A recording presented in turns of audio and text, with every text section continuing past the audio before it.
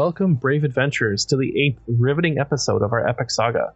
Join Ortega and Captain Tallis as they embark on a solitary journey through the unforgiving wastes that is the Barbed Fields, as their comrades, Ari, Lady Tatiana, and Toast, are seemingly lost in the scorching desert sands. I am your host and Dungeon Master Kyle, and once again I will be providing the recap of the previous session.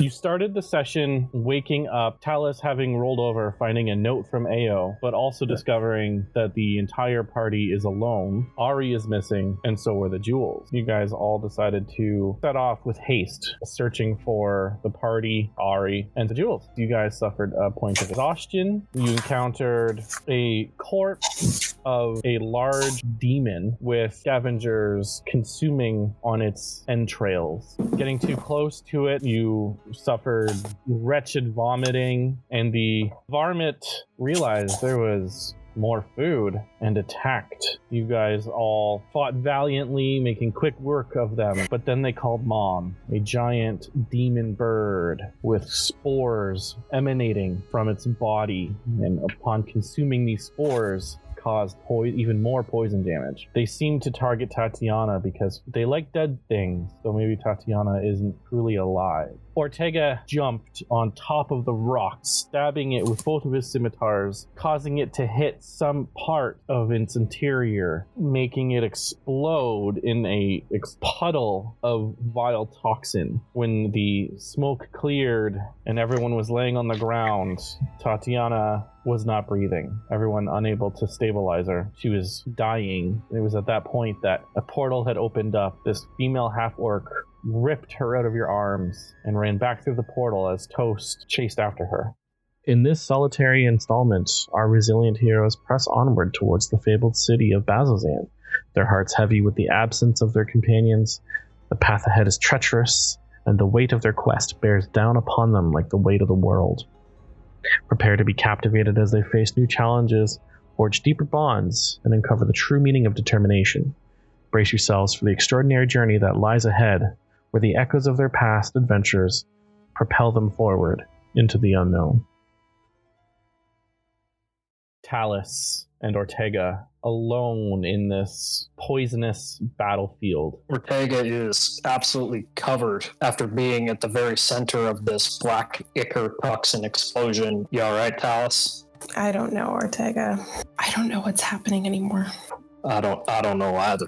Where do we go from here? Two of them just went through a portal, and we still haven't seen Ari in ages. Mm-hmm. The others. It's at this point that Ortega is most definitely going to roll his perception check to see if any remnants of Toast or Tatiana are in the area. 13. You do notice that there is a drop rapier on the ground. It's not hard to see because it's literally glowing light. In terms of Toast, though, there is nothing. Well, at least we have her sword, and Ortega will lean down and pick it up. And with my limited knowledge of absolutely Jack, I'm really hoping she'll come back for this. Can I look at the area where the portal appeared and maybe use my vague, limited knowledge of magic to see if I could have any idea of like a range on that? Like a range on the portal? Yeah, like if it was like a short distance teleportation or if they were like going to a different plane. Okay. Make an Arcana check, actually. 21.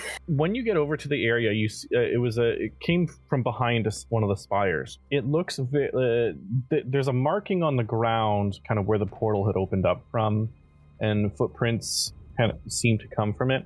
You, having some magical capabilities, know that there are short range and long range forms of portals. Typically, though, something that opens up in the way that it did is more akin to a long range, but still on the same plane. And inside the portal, you saw the other side, and you would see in inner sanctum a room of sorts with a single sorcerer maintaining concentration on that portal, wearing sanguine colored robes, and beside them was what looked to be a lycanthrope of sorts. Okay, I will tell Ortega all of that. Well, it's nice to know that they're on Alexandria, Mm-hmm. but she's a ways from us, so I may be a bit biased here, but ours tracks were leading down the same path as that other group, and we know that they're heading to Bazzoxan. We might as well keep trekking that way. You have a whole lot more straps and buckles than I do. Do you want to carry Lady Tatiana's sword? Yes, I can carry that for you. I think And you it's will more hand it over. likely that Tatiana is at least safe wherever she is. That's all we can hope for. I'm worried about Ari. I'm worried about the other group. I agree. I think we should go after them. I'll let you know that I am biased, and sometimes I think emotionally more than rationally. I promise you that having had half a day to think, I'm probably not going to kill whoever has the jewels. But I am quite pissed off about it. Oh, I am too. Now, you did get to rest in the shade, but I'm still a little exhausted. I think we should just keep going as fast as we can until we get to Bazzoxan. We have half as many of us as we did, so being on the road not safe. I think we should skip resting from here until Bazzoxan, unless we absolutely have to. Yeah, I think that makes sense. These are unfamiliar pathways to me, and I'd rather not be in this sort of terrain for longer than I need to be. And if we can find a source of water, that'd be fantastic. I would really like to not be painted black. Pack up your stuff, or at least get yourselves back together and on your feet. You start to pass by the original corp that brought you to this area. And I need both of you to make an investigation check for me, please, as you guys pass by. Nat 1. 18. I will pick up the slack as a smart barbarian. Tallis, not really wanting to look behind her, sauntered on forward, not a care in the world, focused on the path ahead. But Ortega, you looked around, and in one of the corpses, one of the humanoid corpses was holding something gold and very out of place. What's this? That's all he says as he looks at it.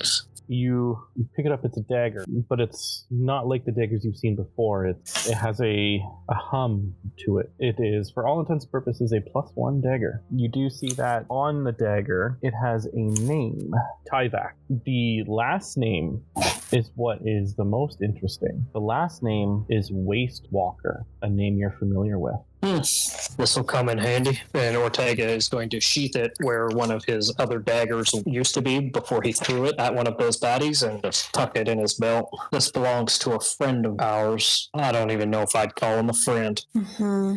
I'm going to guess Shaggy has a father, a mother, or a sister named Tyvak, and I'm really hoping to give him the bad news that whoever it was to him isn't around anymore, because they're in that goop. Mm-hmm. But why? Why are they here? I don't know. Maybe they just walk the wastes. I mean, I suppose. I mean, that's me spitballing purely based on the last name. But I don't want to stick around anymore. Yeah. Let's get out of here. At least the road's marked for now. So you continue on for 1 hour, 2 hours. The heat of the wind blasts against you. You feel the dehydration and the sweat down your brows. You continue on with no water in sight. As you march on for the rest of the afternoon, as the sun starts to hit behind the mountains that make up the Penumbra Range, I need you guys to make a perception check. 20. Dirty. At the corner of your vision, you see what looks to be like a small oasis. It would not have been visible had the sun not disappeared, causing the moonlight to reflect off of the water. Well, Tallis, I vote we take a small, very short rest just to get cleaned up. Sure. Maybe fill our canteens up. And Ortega is going to walk over to the water. He's going to sniff it and kind of tip the end of one of his darts into it just to make sure that it's not like poisonous or acidic before he jumps in to clean off himself and his armor and weapons. The water, it seems to come from a source up in the mountains. So you see a small stream flow in and pool up into this area. It looks fine. You see fish swimming inside of it, and you see a rocky bed underneath. Make it a nature check. You guys can both make a nature. Okay. 18. 15.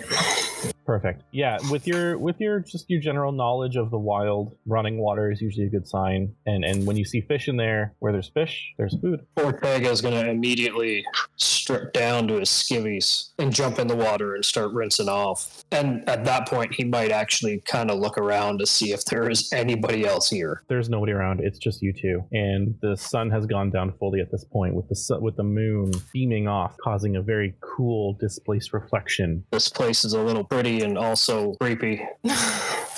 Kind of feels like home. I missed the water so much. I think Tallis is just going to take off her jacket and her boots and is just going to go throw herself into the water.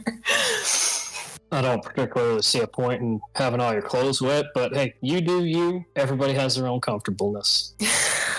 And Ortega will kind of walk back out of the water and just sit down and start washing his armor and his blades at the edge of the creek, minding his own business for a little bit. Let Tallis enjoy herself. As you guys enjoy the literal breath of fresh water, so that way, you fill your canteens, and it's still hot and humid, when you're not in the water. So your clothes, they dry relatively quickly. It's not hard to hang them up. There's a couple of rocks nearby. You hang them up and they can dry out just in the heat alone. You spend most of your time in the water. The fish, not really having had any natural predators in this area, are very curious, and you're actually able to pull one right out. I do. They aren't the best tasting fish from your knowledge of just, eating fish for a lot of your life, but they're better than nothing. Ortega will first eat one in the way of Maggie, just raw, and then immediately regret his decision and cook the next one. You cook the fish, you enjoy a nice supper, and fill your canteens again, because it doesn't take long for them to get really hot. Do you continue on, or do you rest here for the night? Alice, this may be the last time we're near water for a while. If you want to put your boat in the water and sleep on it, I will not judge you for it. I can't do that. I can't. All right, then. Well, at least we're more rested than we were. I don't really need to spend any hit dice. I only have 4 missing hit points, but I'm assuming I need a long rest to get rid of exhaustion. Yes. If you're not putting up the boat, Tallis, I vote we just keep going. Yeah, that's fine. So you guys will have to take 1 more point of exhaustion. I'm at 3. The quicker we get to Bazzoxan, the quicker we can relax for a couple of days. We'll be severely outnumbered anyway, so it's not like we're going to fight them for. Io said that she would do everything that she could do to change their minds. I'm not putting a lot of faith in that. She might hold some pull over them, but I don't think she's got that much. Not if they were willing to do it in the first place. Packing up, filling your canteens, taking some of the fish that have actually turned into jerky at this point. You're able to give yourselves 2 rations each. We can't be 2 days from Bazzoxan. You guys are a day away from Bazzoxan. Let's just get there ASAP. Hopefully Ari's somehow already there, but if we keep going, we'll have gained hopefully a full 8 to 10 hours on them, which is all they had ahead of us. We might catch them before they even get to Bazzoxan. Maybe. Just don't know. So you guys set off into the moonlight. The spires, again, having absorbed all of this sunlight, are illuminating your path. Running forward, 3 o'clock in the morning, you see a lone figure laying face down on the path. Ortega is going to pull a piece of bone out of his arm. And as soon as he is within throwing distance, he's going to rage to recklessly throw this thing next to the person to get a better view of who it is. Tallis is just going to walk forward and get as close as she can. Fair enough. Both of you make a perception check for me, please. Dirty 20. Yeah, roll a 4. Tallis getting close as possible, and Ortega trying to be all stealthy. You see a familiar hat with pinkish green duster. See a tail, and he's not moving. Medicine check, medicine check, medicine check. What do you see, Tallis? What's up there? It's alright. I'm bad at medicine. Very bad. Okay, I think a 7, not good. You run up and you look him once over, and you're not really too sure what you can do. You roll him over, and his body is not lifeless. There's still some reaction and some give. And you roll him over. You can feel the slight breath. At this point, Ortega's going to run up. And he's already got his canteen out of his hand, and he is just splashing Ari in the face with all of his water. He's just emptying it completely. Ari, make a Constitution saving throw for me, please. That's a 16, and my con is a +1, 17. As the water just hits your face, you immediately wake up. And you go gasping for air, and your mouth is so dehydrated and parched you can't even grasp to have a conversation. You'll just see Tallis holding on to you, and Ortega finishing dumping out his water from standing over top of her. Ari just opens his mouth and tries to ingest as much of the water as he possibly can while it's dumping out over his face, and tries to scratch out as Ortega gently brings it up and no longer just dumping water on his face. Says, "It's not whiskey at all."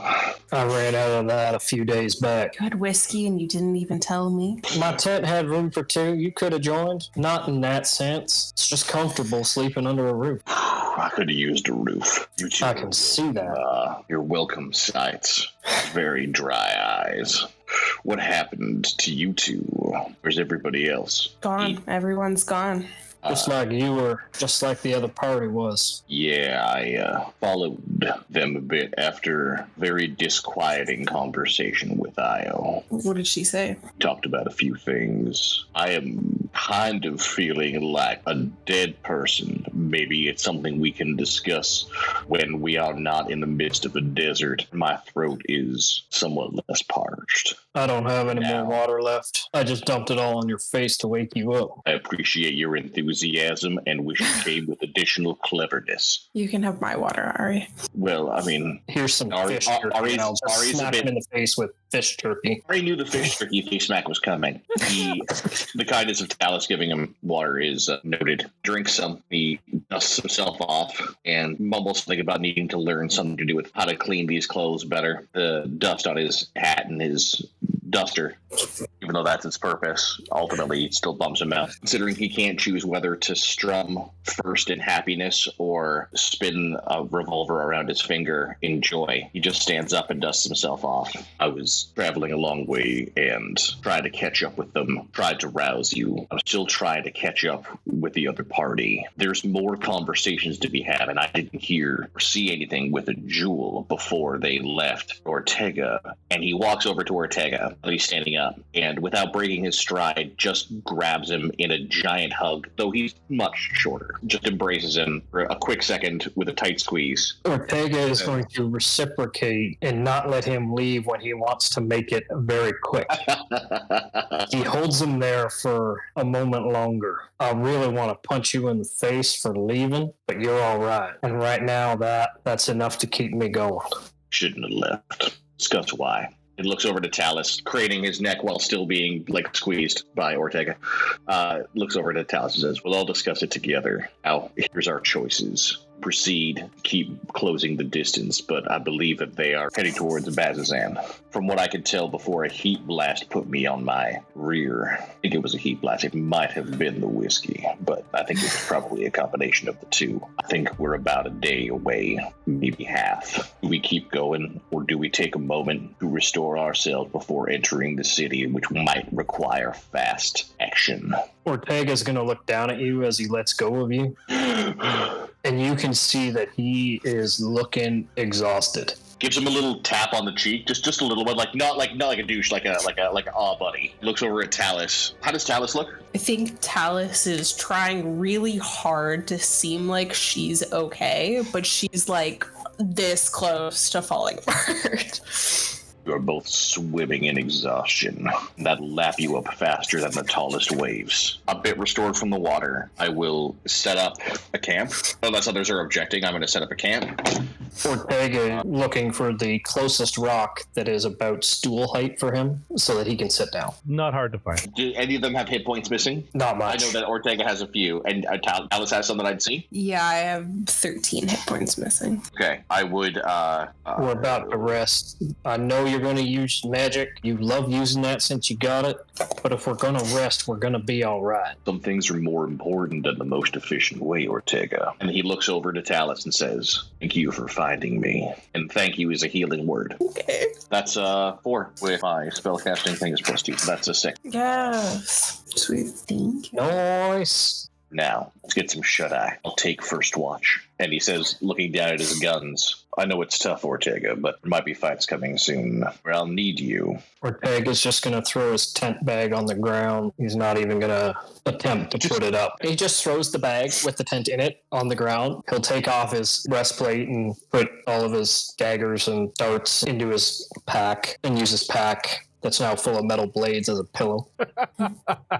Super comfortable. Ari, I know you're relatively new at magic, but do you have a way to get rid of exhaustion? I prefer to think that I've always been magical to a degree, but I think mostly I've just felt that inside my own little horns. But I don't think that currently I do. I think the best thing would be resting. Why don't you shut those weirdly creepy and intense eyes? You roll over. There's a hole over there you could use in case you don't want to sleep on a bag of swords. I'm not using a rock as a pillow, Ari. I'll use my bag. And in a moment outside of the joking, he cocks his gun, he loads it, he says, no one gonna touch you. You sleep. Or at least you'll wake me up real quick if you fire that thing. Yeah, it's loud as hell. Ortega will take a long rest. Yeah, at that point I go and sit in the rock for the first shift of a long rest for everybody, quietly rotating pistol, thinking on dreams. So, Ari, you also actually had 2 points of exhaustion yourself. Yeah. And a long rest gets rid of 1 point per long rest. After the long rest, you'll go down to 1. I'm still up. Yep. You take the first watch and you look at the split and scattered party, or at least the ones that are before you. Ortega snoozing away on a bed full of swords. Tallis sleeping peacefully despite everything. You look around and you realize that your guns are no longer enchanted because Toast had taken them away. So as you start polishing your guns, and you notice that the little tattoo that Toast had put on the guns is no longer there. You think about the decision that you made. Should you have left? Would Tatiana be here? What about the other party? Should you have gone with them? You put your guns away and you pull out your loot. For the remainder of your watch, you just try to pluck that tune that you heard. Not able to get it. Your eyes feeling heavy. You head over to Tallis and wake her up. Captain, requesting a relief of guard. Absolutely, Ari. Thank you. I'm really glad you're still here. I'm glad I'm still here, too. You know what you want to do when you find them? No, I think I want to think that I know what I want to do, but I don't. Well then, Captain, as we have been before, we find ourselves in the same boat. Keep me apprised of how you want to proceed. Yeah. But I think I would prefer to maybe not go full vengeance. I have questions that I need answers to. And I might worry a bit that he looks over at a snoozing Ortega. He's not a maniac. He's an incredible warrior. He does get angry, and apparently they stole from him, and I have just seen that go poorly before. If we don't feel like violence right off the bat, let's work together, shall we? Yes. Yeah, sounds right then. I'll take my leave. And for the first time, he takes off his hat as he leaves, and you see amongst his sort of tousled hair, slicked back horns, he lies on his hat to enough of a pillow and shakes his whiskey flask, confirming what he already knew, that it is still empty. With a sigh, rolls over to sleep. I think Tallis is just going to find the highest surface that she can perch on, as if she's in a crow's nest, and she'll just keep watch. The fire, as it dies, and the kind of onto a boulder, and you listen to the sound of the Barbed Fields. You hear that same ocean sound that you heard that night in the cabin, and it's as if a shadow is sitting beside you. It's the friend. She speaks up and she says, "Hello, little one. Seems your friends are scattered." There is something more important that I have been meaning to discuss with you. More important how? The item that has been stolen from you. You see, they're very important, not just to the group that you surround yourself with, but to many other denizens. Do you remember our original deal? Yes, of course I do. I'd help you if you'd help me. I would like for you to become the one who possesses that item. You will do that for me, won't you? If I do this for you, you won't take away what you've given me. No, I could not, and I would not do that. But if you refuse, we may have a different conversation. And you feel the skin on your body shift as the visage that you've been given starts to disappear, revealing the true nature of what you used to look like, and it slowly disappears again. I can get it. Good. And just like with everything else that you have done for me, I can promise you that by helping me and getting these jewels, in a way, it is me helping you. And I believe in Bazzoxan, with the relationships that you are growing, it will not be difficult. Yes. One of these days, after you have acquired a vestige of divergence, I will tell you all about another one that you could find. I happen to know the person who wields it very well. And she disappears. I think Tallis is shaken, but she doesn't want to be shaken. She just wants to believe that this is the way forward. That's what she's been looking for. She can do this. This is a direction. So she's just going to try to sit with that and like center herself. And I can do that if I just focus on that. This is the direction. Ortega's gonna finally wake up, and he's moving so slow. He looks like he's just done a full body workout, and all of his muscles are jello. He's kind of wobbling a bit when he walks. He's picking up his armor, and it's taxing to pick up his armor, but he'll put it on, and he'll pick up his tent, and he'll open up his pack and put all his blades back where they belong in his armor, and have a quick little piece of fish jerky, and he'll just be like, I'm ready to move out when you guys are. He wiggles his water canteen and his whiskey canteen. These are both unnecessarily empty for a town that's half a day away. We have people to find, bottles to refill, things to learn. Let's go. Assuming, Captain, you are rested and ready to. Yes. I think we can make it.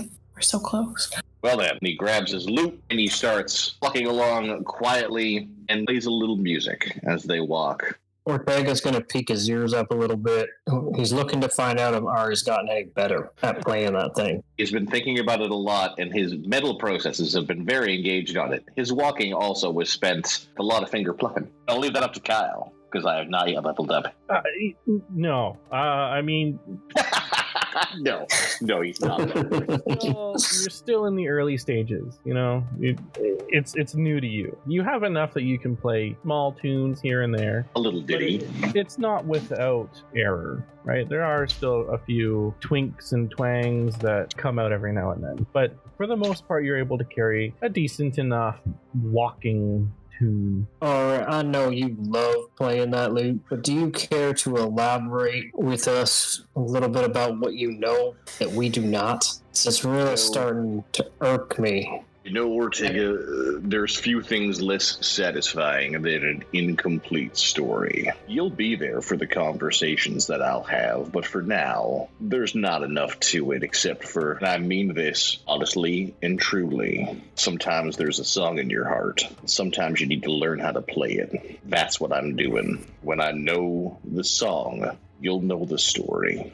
I'm not going to lie to you, Ari. I have not the slightest understanding of what you just said. I know you don't, big fella. Gods love you for it. Ari, I'm the smart one. Well, yeah, no, You're just talking gibberish. These things are not about smarts or unsmarts. And I know, based on the things I've seen from you, where you come from might not be the most shared thing between us either. And that's okay. We'll find our way together, and that's all right. But for now, insofar as you know where you've come from, I still have a song to learn.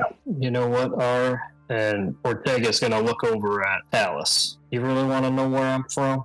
Well, I mean, of course I do, but I'm going to safely assume it's a Fey realm. I gotta say, Ortega, as much as I appreciate your honesty, your awareness of your sneakiness, it's just not as high as you might think it might be.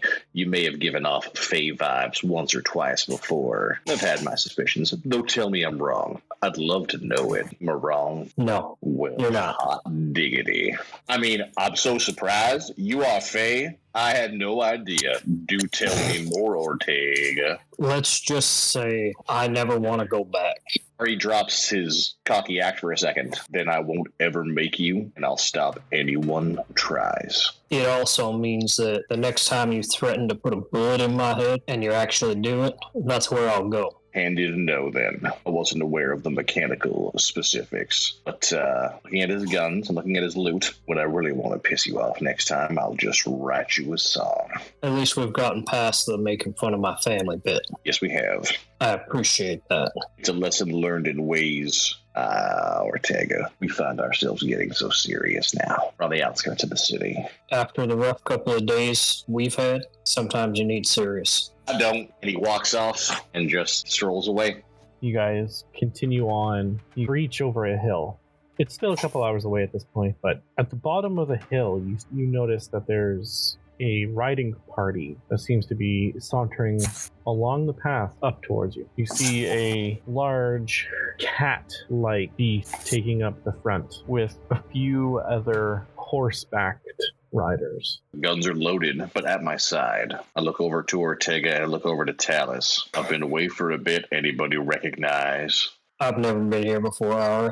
No. Do I recognize the people, Kyle? You don't recognize the people, but as they get closer, you do notice the one riding the cat beast is a tiefling. What's the play here, Captain? I look over to Tallis. I say, I can call out to them from here. Because I've got my thaumaturgy as my tiefling vibe, right? Mm-hmm. I'm waiting for the okay. Do what you will. Thaumaturgying out with extra volume. Who rides up on that funky cat?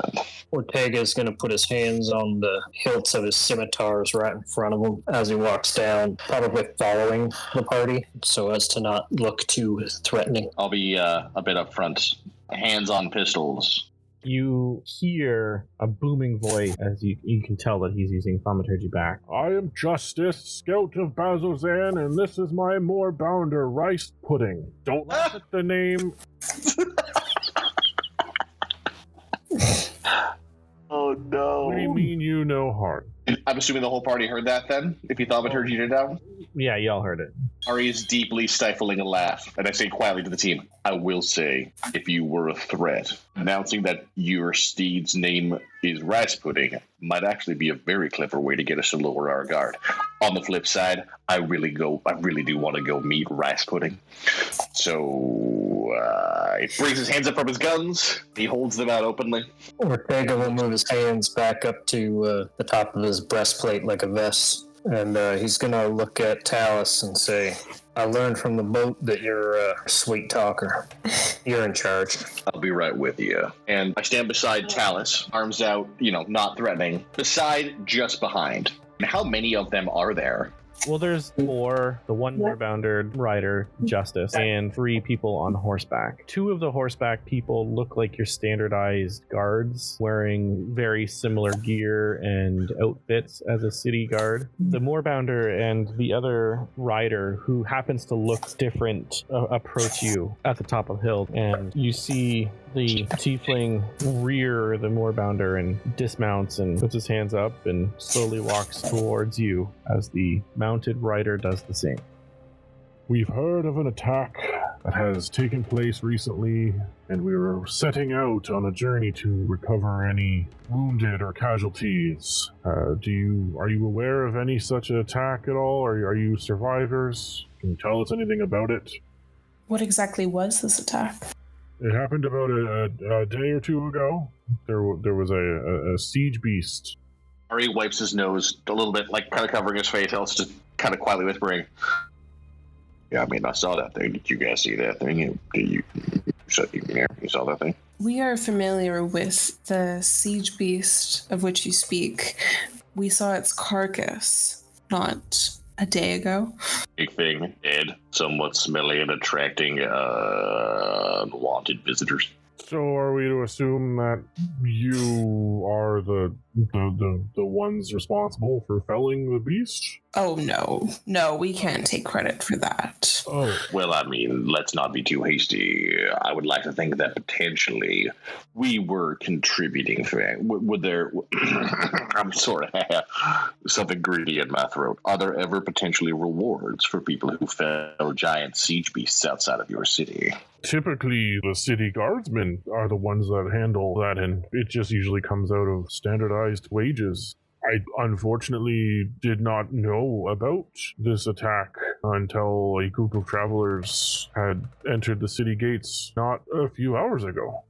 Look over at Tallis quickly, and for an affirmation that's okay to go with it, but pray tell, which group of travelers? We've encountered a few on the road. Which group of travelers do you mean have recently crossed into the city? The tiefling looks at the other fellow, who bears a striking resemblance to Irvin as he takes off his helmet. My brother's team. Your brother's name, do remind me. It's Irvin. I am Mogra Wastewalker. I am the son of Kirchali Wastewalker, and I belong to the Wastewalker clan, which has been a well-established clan in Bazzoxan and its surrounding parts, and we protect the Barbed Fields as best as possible. My brother, I haven't seen him in many a moon, returned to us not long ago, claiming that there had been an attack, and we were to set out south. We can confirm that you're going to certainly find the beast you've seen. You may be somewhat over-prepared for violence. The beast is dead. I feel like being honest here is better than... Yeah, we were not the ones who felled it. I mean, I didn't fell it unless y'all came somehow in front of my path. I feel like I got there first. And there were no survivors. When we got there, the beast was felled. There was swarms eating it from the inside, giant vulture in the air. They attacked us. We destroyed them. The bird blew up in a bubble of black acid, and then we carried on our way. But I do gotta ask, Mr. Wastewalker, who's Tyvek? And you just see his face kind of fall, and he puts his hand on his head. Tyvek, if you recognize the name, means that she was my sister. And he looks down, and you see he's got a blade matching. He opens it up and pulls it out. Ortega is going to slowly walk ahead of the group and pull the dagger out of its sheath in his front of his belt. I'm afraid I have some bad news. I found this in the bubbling pool of acid. Oh, no. Amongst the wreckage of that fell beast. But I suppose it's time it came home to your family. And I have every intention of giving it to you, but not until we see your brother. I really need him to know that I'm the one that returned it to your family. Well, if it makes any consolation, I would very much appreciate the gesture. However, my brother isn't really one to care about such things. It's why he's never been around. He hasn't got one of these daggers that symbolizes his part of our family. Well, he has something of mine. they did say they had to make haste to the Kryn consulate. Yeah, because he stole from me. What's the Kryn's rules on stealing? We might not need to explore the full, and no pun intended, the full justice program here. You said that they were on their way to the Kryn consulate. Justice looks at Mogra. The rules of the Kryn dynasty, and it really depends on the town you're in. Some rules such as thievery and pickpocketing go unnoticed and uncared for, and while in Bazzoxan, it's not really something that we care about. We do our best ruling and lawmanship, a little bit more vigilant, and if you get caught stealing, it's up to the person's discretion as to what to do with the thief. So it's a squabble between two men then. But the one thing we do not condone is murder. It's a good thing I got somebody who can heal. Mogra, did you want to ride on and try to find your sister's remains? And Mogra just looks at Ortega and he goes, I don't care about the issue you have with my brother. Quite frankly, it sounds exactly like him. He's as good as dead to us anyways. If you want to rub it in his face and gloat, that's all fine by you. I have ample things to trade if you're just willing to let me bring the dagger back to my father. Tell you what, I'm going to go have a conversation with Irvin and his party. And when that conversation is over, you don't need to trade me for this dagger. You can have it and take it to your family. Are you sure? And there's just the three of you. I mean, the reward that I'm willing to give you is beneficial. Maybe we should hear the man out, Ortega, as he slides up next to him there and doesn't take the dagger from him. But this is just like shoots Ortega a look of like a pretty clear, the opposite side eye. We'll talk about it later. All right. Ortega, we're going to find ourselves having a conversation with the party anyway. You mentioned where they were headed, and I believe we can probably go find them there or pick it up. This blade serves no purpose between now and then, and if better situated to a loving, caring family to respect the honor of those who may have fallen, who are we to stand in the way of that, as long as it is accompanied with an exceptional reward? Oh, this dagger could have so much use in a conversation, especially now that I've seen his brother. Well, I can't take the dagger from the looks of it from that. Why don't you just tell us where your brother and the party have headed exactly, and we'll make sure that the dagger finds its way back to your personal hands. I'll do one better. Where can I find your family's residence? I'll drop it off myself. That information is not for you to have. All right, Ortega quickly being like, yeah, no, just as a heads up, when you have a heavy, threatening energy, people do not tend to give out their parents' home address to just try to make it all circle in, put a nice little bow on top, maybe bring down the murder vibes, and then maybe get a job at the postal service. But for now, how about we just proceed with the interactions and level of personal information we currently ascribe to? All right, have you ever known me to murder someone in cold blood that hasn't attacked me first? No, but I have known you very much to give off the vibe as someone who would. I'm an honorable man. I have no intentions of killing anybody today or tomorrow. Rage does funny things with intentions, Ortega. Nonetheless, let's just not be surprised when people do not give out address information. Well, then he'll have to find me at the local bar later. Tell us the name of a tavern that we might enjoy there, Mogra. You tell us the name of a good tavern. You'll be able to find us there, assuming you tell us exactly where to find your brother's party. Because as you can tell, there are words to be had in short order. Fine. If you want to meet up at the bar later, it's the only one in town. It's called the Ready Room. We will meet you at the Ready Room with a blade and a concluded story, assuming you can tell us where your brother's party is. Unfortunately, I don't know exactly where they would have gone. Would they head to the bar at some point? Yeah. I saw the giant, ugly beast that was with them, and... Listen here, Maggie is a nice lady. That's a lady? Do not make me punch you in the face. Mogra, please, my ignorant young friend. That's not just a lady. My friend, that's a woman. Hey, if that's what you're into, all the power to you. This is your house, no judgment. Just not my cup of tea. Anyways, I am going to go. Do you know about how far away? Just follow the road. It's right off the road. Okay. Yeah, you know where the pillars are? He looks out onto the horizon and it's just everywhere. He goes, Yes. Follow the road. Okay, thank you. At least you confirmed one of my suspicions. And I will see you again. Don't be a hero. I'm not the hero of the family. and he hops up on his horse and Justice, let's go. they ride off down the hill on the other side. The two other horsemen had at some point made their way up and they follow behind. Alright, why is this the one time you don't pickpocket an extremely valuable dagger off of someone? You mean off of your person? No, Ari. Well, no, he was. Well, I mean, admittedly, he was simultaneously mounted, well armed, with guards, heading into a city where I need to conduct business. Also, I can just steal it later when we see him.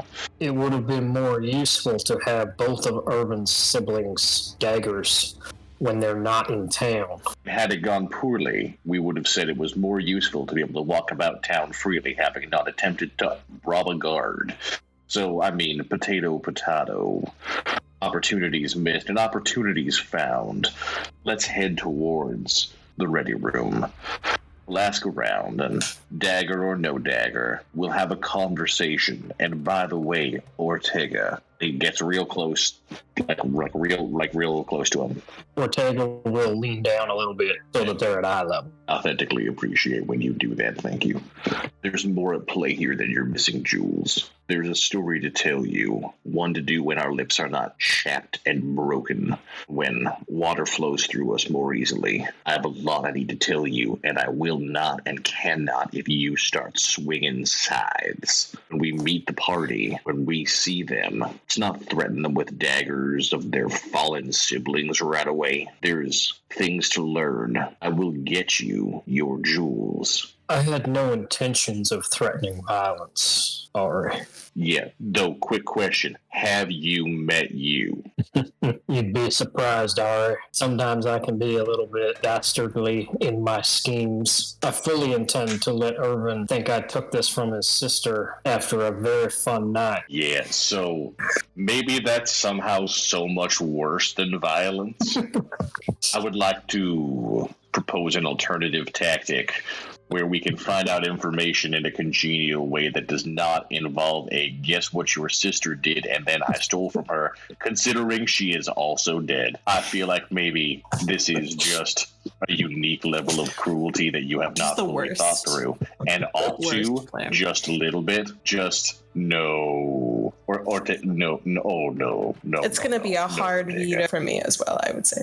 And here I thought you'd like the idea as a fey to just be dastardly, but fair enough, I'll just tell him she's dead and that I didn't do it. Thank you, I guess. See, this is why we talk about things. This is why verbal communication is very important. Because good we sat down and clarified. Yeah, no, really glad we sat down and clarified. Yeah. Maybe I'll just make him think I'm a waste walker now. I think you might have allowed yourself to move into a place where you think your cleverness has reached a level that it is not. And we might want to consider, you know what? It's not about what we're not good at. It's about what we are good at, Ortega. Do you know what you're great at? Being huge. You know what you're great at? Driving sides through people. You know what else you're great at? Making people worried you're going to be huge and drive scythe through them. So how about we lead into our strengths? You do what you do best. And in the meantime, leave the scheming to the captain.